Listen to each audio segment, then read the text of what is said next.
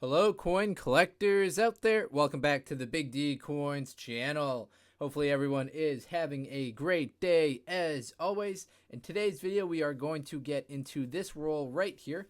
This is a $2 roll of nickels. Now, this is one of the old rolls that I got from my uncle, so we're going to dive into it and see what we find in this. We can see that there are a few numbers on the sides right here. I've got no idea what they mean. This one looks like it might be a phone number, but it's missing a digit. I think this right here is just the counting of how many nickels went into the actual roll. We can see there's numbers going up to about 40. So 40 per roll makes it a $2 roll of nickels. So if you enjoyed my recent video in which we opened up one of these that was dated we looked at some 1954 and 1955 wheat pennies. This is going to be a similar video, and I'll actually put a link to that other video in the channel description. That video has really taken off, so thank you very much for everyone who has watched that video, commented, and left me some feedback on that.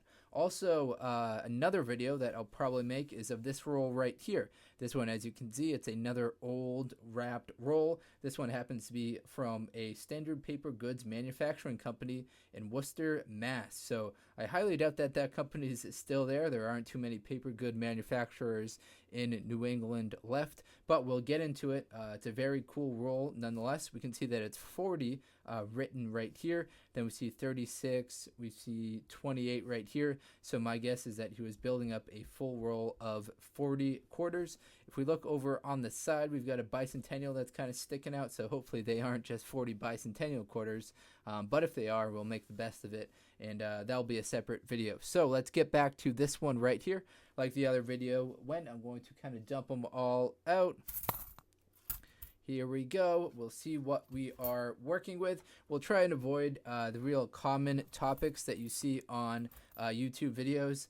I'll kind of call those out as we go. So we've got, starting with this one right here, looks like we've got some 40s, some 60s. We've got a 1964 Jefferson nickel. So the 1964 Jefferson nickel, if it's got the D mint mark on it, which this one right here it does. So the 1964 Jefferson nickel is famous for being the highest mintage in the entire Jefferson nickel series. There were 1,787,297,160 of these 1964 D Jefferson nickels. So 1964, if you come across these ones right here, very common, so I wouldn't recommend hanging on to them. Okay, we see this one right here. This has the large mint mark on the reverse. That was a signal for the bank or the Federal Reserve or the mint to pull these out of circulation after they stopped being made. So these are known as the wartime nickels, made from 1942 until 1945. These are special because they are 35% silver.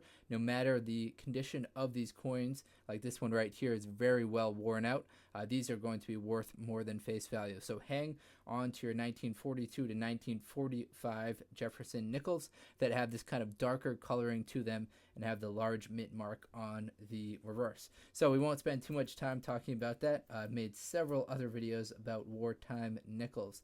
So another thing that's cool, we've got this one right here. It's a 1978. Now we've got the mint mark on the front of the coin right here. So part of the Coinage Act, which occurred in 1965, was to move all of the mint marks to the obverse of the coin, to the front of the coin.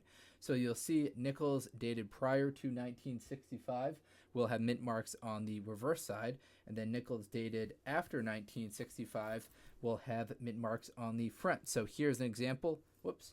Here is an example right here. This is the old D mint mark on the reverse side of the coin right here, and then the new D mint mark on the obverse side of the coin right here. Let me zoom in for you. So that's the old mint mark right there. That's the new location of it. Now, the mint marks weren't part of the master die, so that means that they were stamped separately from the master die, which will create some variety in the different mint marks we look at. So actually, I've already come across 3 of the 1964 Ds, just kind of showing you how common they were. Unfortunately, my uncle definitely didn't know that at the time. Otherwise, maybe he wouldn't have collected them. So some of the other coins, let me zoom out. So we've got this 1978 that we've been talking about.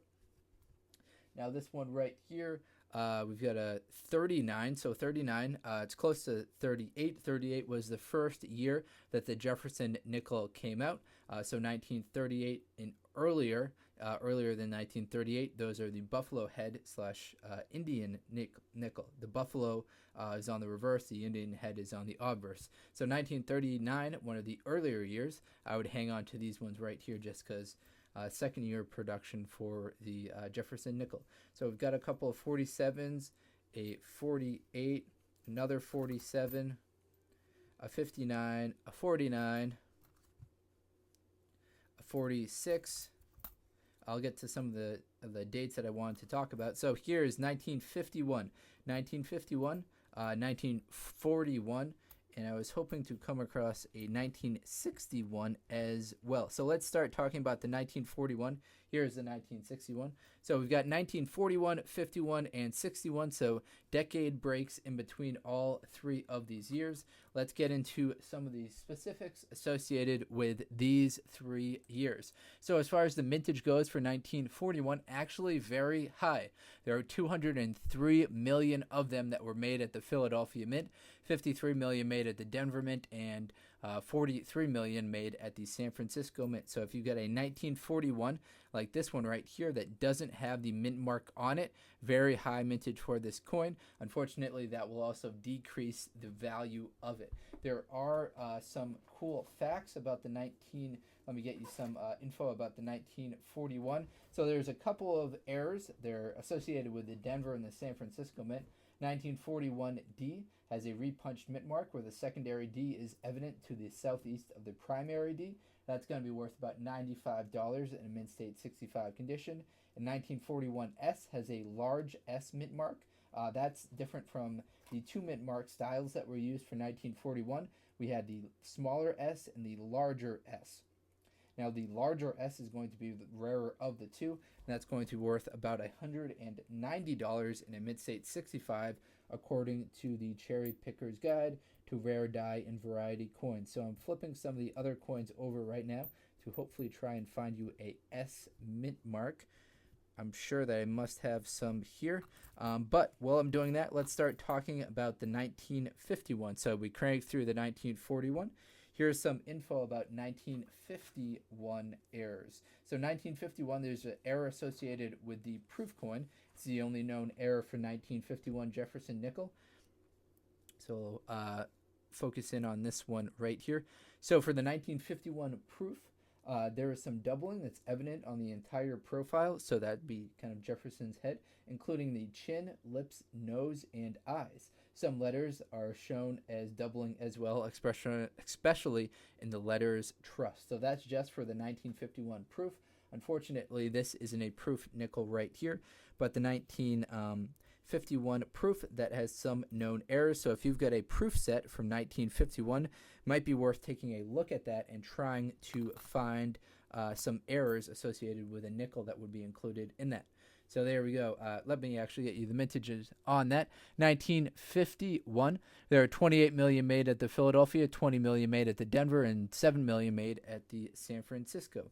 And now we're on to 1961. We'll start with the errors associated with this one as well. Another proof error. So if you've got a proof set for 1951 or 61, pull it out and look for this error right here associated with 1961. So there's a triple die reverse associated with the 1961 proof that's mentioned in the Cherry Picker's Guide to Rare Die and Variety Coins. The reverse die is tripled, most evident on Unum, of America, and cents. So we're going to flip it over to get to the reverse side. We can see that this mint marks kind of a blob right here, but we want to look for tripling on the letters Unum, of America, and cents. Now, as far as the production amount for 1961 goes, high mintage for the Denver Mint. So there are 73 million made at the Philadelphia, 229 million made at the Denver Mint. There were none that were made at the 1961 San Francisco Mint.